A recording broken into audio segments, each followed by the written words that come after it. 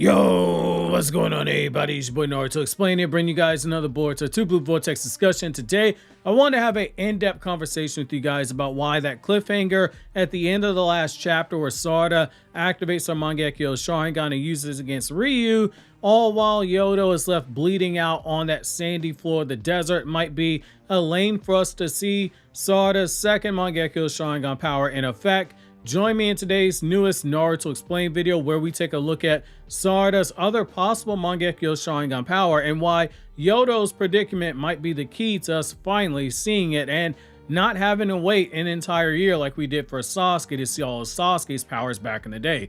Also, as a quick reminder, the chapter review is up on the channel due to the chapter dropping earlier this month and there being no raw scans last Monday. We got the review up a couple of days late, so if you haven't seen the review yet, make sure to check it out. And like usual, the chapter review editor maintained the quality that you've come to expect from the Two Blue Vortex chapter reviews and even tried some new stuff. So I thank you for your support and your patience and your understanding. So let's be real here for a second. Kishimoto, as he's handled Boruto, has shown less of the willingness to pull a Kishimoto and start dropping bodies for the sake of pushing the plot forward, which we know at the very least Kishimoto pushed back very hard against Kishimoto's plan to kill Code off in part 1.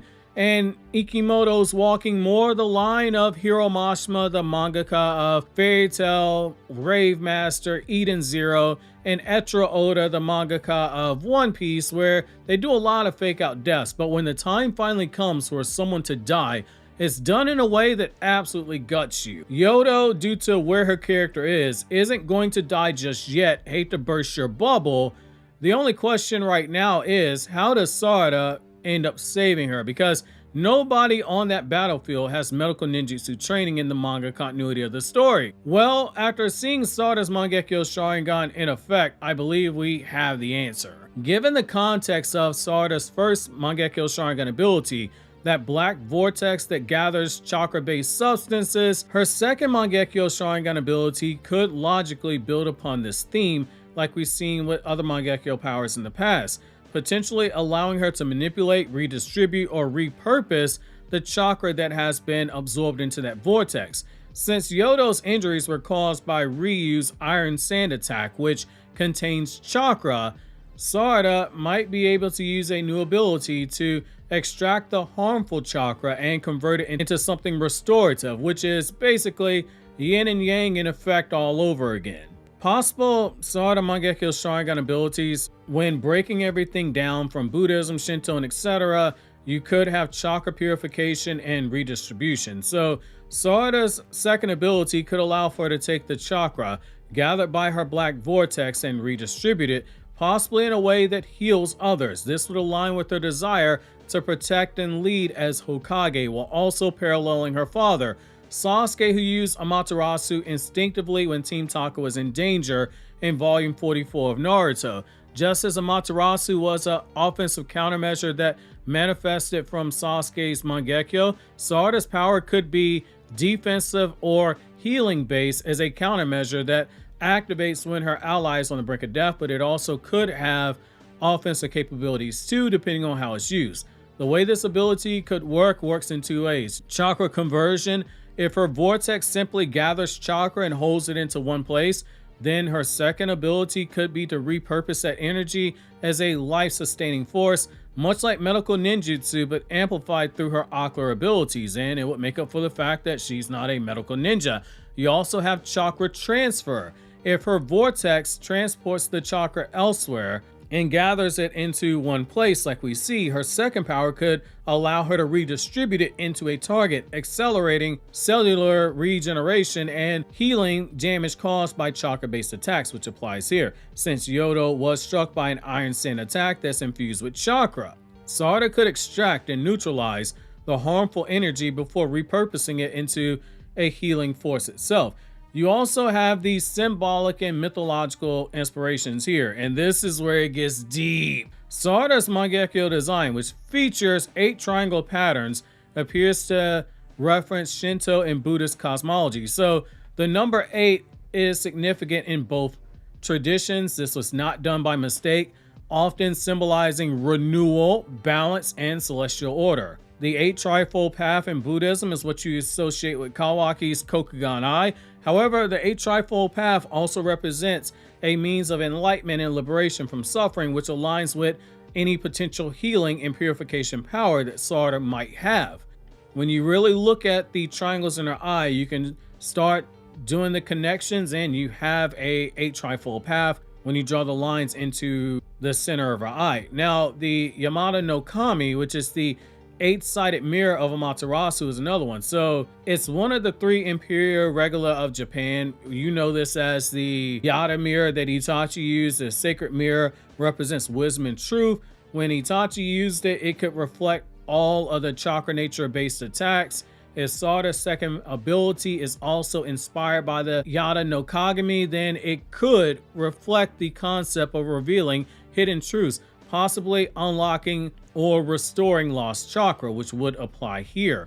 Now, let's dive deeper into the relevant deities. And if you go back to what I said back when I did that big Sarada Mangekyou Sharingan ability video, after her Mangekyou was revealed, I said, hey, based on how Sarada has been written and based on that design, do not be shocked if there's something from Amaterasu, Meino Uzume, or some of the gods that are connected to them. This whole concept of a vortex where it's sucking away chakra, it was something we talked about, where it was draining chakra or absorbing chakra, is acting in a similar fashion. That goes back to some of the gods. So now that we saw this, we can dig even deeper into it. So let's explore those relevant deities. So you have Amaterasu, the sun goddess. Since Sarada's Mangekyou Sharingan resembles the sun and is a clear homage to Amaterasu, her abilities might be linked to light, warmth, and revitalization, concepts that naturally connect with healing. However, you also have the Cherry Blossom Princess. Very fitting given the fact that Sakura is Sarada's mom. So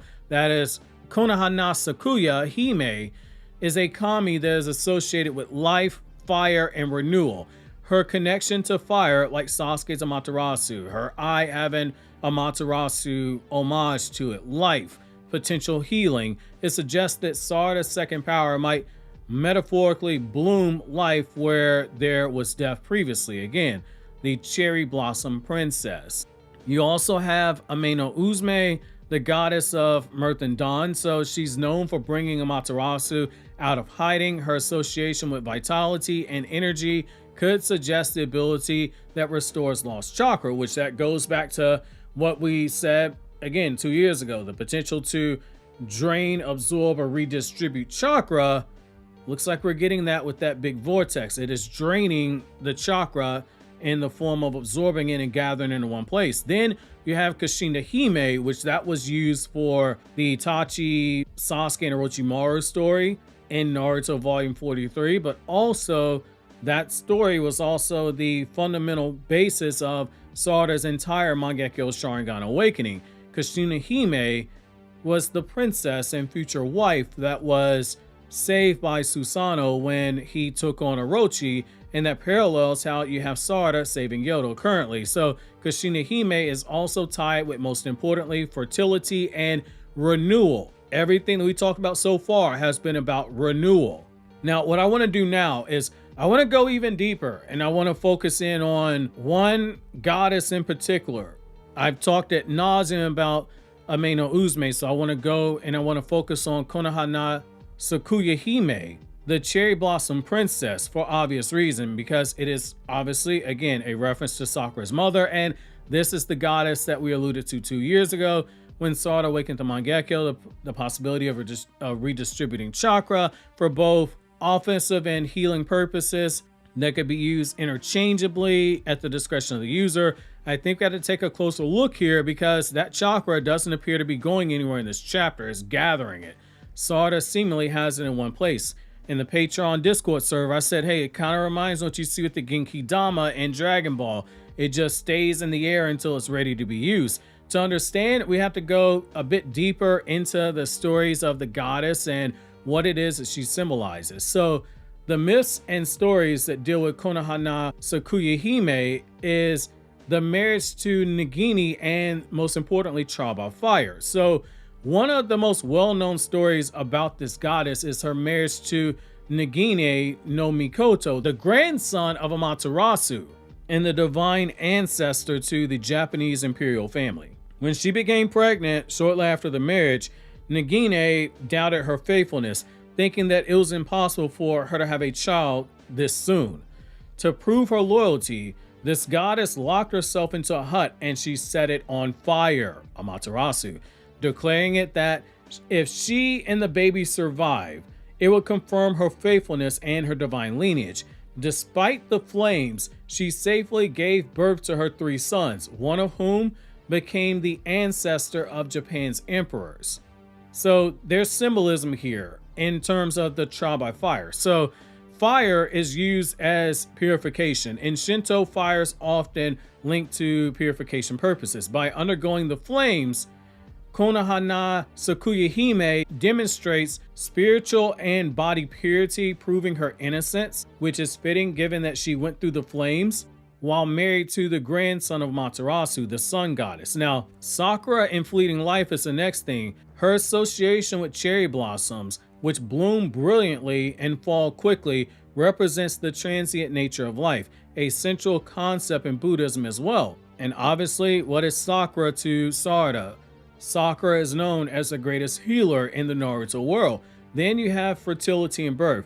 The fact that she gives birth amid fire ties her to the themes of life overcoming destruction, reinforcing her role as a goddess of renewal and rebirth. Yodo is at the brink. She thinks that she's dying. She could be renewed. In Shintoism, life, fire, and renewal are also big things. Fire, again, is used for purification, transformation. Fire in Shinto is viewed as being both a destroyer and a purifier. Fire rituals such as burning sacred objects at shrines are meant to cleanse impurities and renew spiritual energy. Konohana Sakuyahime's fire trial represents the idea that from destruction comes life, similar to a cycle of seasons. If Sarada is able to redistribute the chakra gather, it could be symbolic as potential flames that heal. Not necessarily saying that this has to take on the appearance of flame, but just enveloping her in chakra the same way that Naruto did with burial mode, that works as well. Fire also connects her to volcanic activity, particularly Mount Fuji, which is sometimes linked to this goddess.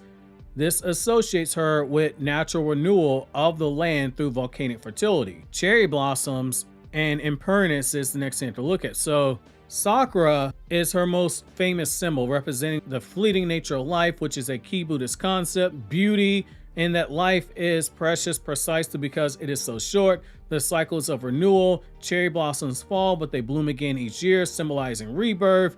You have fertility and renewal here. Her giving birth after fire links her to fertility and the cyclical renewal nature. Many deities associated with creation and destruction, much like how the Rinnegan is linked to creation and destruction. When you read the 3rd Naruto data book, it uses that language verbatim. In Shintoism, creation and destruction, they are basically set up to have dualities, such as Izanami and Izanagi, one who created the world and one who reshaped the world. Look at how Izanagi and Izanami are used by the Uchiha clan. It's the same thing. Then you have Susanoo, whose destructive storm powers brought about agricultural benefits. Then you have Buddhist symbolism in connection to Konohana Sakuyahime. So you have the concept of samsara, the cycle of life, death, and rebirth. Buddhism emphasizes samsara, the cycle of existence, which closely parallels her theme of renewal. Fire represents transformation. Just as a person sheds karma through suffering, which Sarada has suffered, she emerges from the flames with new life. In this case, she's emerged from her suffering with new power. The cherry blossoms also align with Anika, which is impermanence, which is teaching that beauty is temporary, but the cycle, it will always continue. Just as the cycle of suffering will always continue no matter the era we're in. Then you have fire and enlightenment. So in Buddhism, fire plays a key role in rituals such as the Goma fire ceremony, which burns away impurities, very similar to how this goddess emerged purified from her trial by fire, which also mirrors what you see in Japanese Shintoism like we talked about earlier. Fire is also associated with Fudomuyo, the wrathful Buddhist deity who burns away ignorance, much like how Konoha na Sakuya Hime burned away doubt about her infidelity.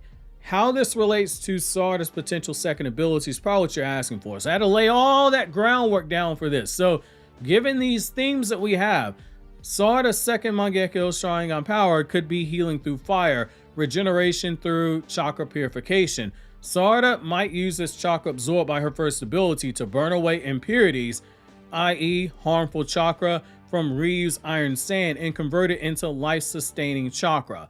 Basically remove all of the negative karma and fill it up with positive karma, which then in turn can be used to heal Yodo. This would parallel Konoha na Sakuya Hime emerging from the flames unharmed with new life and symbolizing rebirth. The Sakura-themed healing, chakra blossoming just like cherry blossoms. If her chakra is associated with Sakura, as in the cherry blossoms, the healing technique might manifest visually as chakra petals spreading across the wound, accelerating the regeneration. Again, think of it like, not say Naruto burial mode, but think of it like Himawari when she was healing Inojin. It would also symbolically tie in life after destruction, much like the mythological cherry blossoms that bloom after a hardship. Then you have the other concept here, because Sarada does have a Mangekyou Sharingan that is based after the sun. So this concept is the fire of life versus the fire of destruction. That is a balance of Mangekyou Sharingan powers. If her father's Amaterasu is a fire that only destroys, then Sarada's ability could be the use of fire that restores. I'm not the biggest fan of that idea, but it does work because it reinforces the yin-yang balance in her abilities with her father's. This also aligns even deeper with the Susanoo and Amaterasu dynamic. Her first ability being more defensive, a vortex that absorbs attacks, and her second ability being a life-giving counterforce that can either be used to attack the enemy or it can be used to heal a comrade. Then you get into the narrative and thematic justification, which is just as important as abilities themselves. Sarada's leadership is a parallel to her Hokage journey. Healing is a fundamental protective ability for someone aspiring to be Hokage. A power that directly ensures her comrade's survival would solidify her role as a guardian. This also ties into Sasuke's Mangekyou abilities. Just as Sasuke's Amaterasu emerged in response to danger, Sarada's ability could manifest instinctually to prevent Yodo's death, and I think that is happening. This is also balancing offense and defense. Her first ability is centered on absorbing attacks. Then a second power would be something that restores lost chakra to create a perfect balance, or it can be used to avenge, which would also be balanced, allowing for her to counter and recover from battle damage as well as dish out damage to those who have harmed her comrades. In conclusion, Sarada's second Mangekyou Sharingan ability is likely a chakra redistribution power. In my opinion, that's something we've said, again, from as far back as 2 years ago. Inspired by Shinto and Buddhist principles of balance, purification, and renewal. The number 8 in her design is a reference to Yada no Kagami, or the 8 Trifold Path, reinforcing a connection of wisdom and restoration. Mythologically, figures like Amaterasu, Konoha na Sakuya Hime, and Kushina Hime provides a strong thematic support for life-sustaining power. Given the situation with Yodo's critical injuries, this ability could emerge as a way for Sarada to protect her, a poetic counterpart to Sasuke's use of Amaterasu to protect Team Taka. Doubling down even further, Konoha na Sakuya Hime's mythology provides a perfect parallel to what Sarada's second Mangekyou power could be, a power of healing through chakra purification, using fire or cherry blossom imagery for both healing purposes and attack purposes. This would contrast her father's Amaterasu and further connect her Mangekyou having a sun-like design to Amaterasu's divine lineage. Through her trial by fire, her connection to impermanence, and her role in renewal, Konoha na Sakuya Hime serves as an ideal mythological basis for Sarada's final ability, reinforcing her destined role as a protector, a future Hokage, and a healer. potentially trying to heal the damage done by omnipotence when it comes to Boruto. Obviously, this power is not going to be used to heal omnipotence in that way, that she obviously can't reverse it, but this goes back to her desire to help Boruto. It's qualities of a future Hokage on display. Obviously, if you enjoyed this video, consider subscribing and clicking here on the left to check out the Boruto chapter review if you haven't already, or click up top for the latest video for my Everything One Piece Explained channel, or click here on the right for this video from my Anime Explained channel, where I talk about non-Naruto content in the form of video essays, chapter reviews, lore videos, explained videos, and so much more.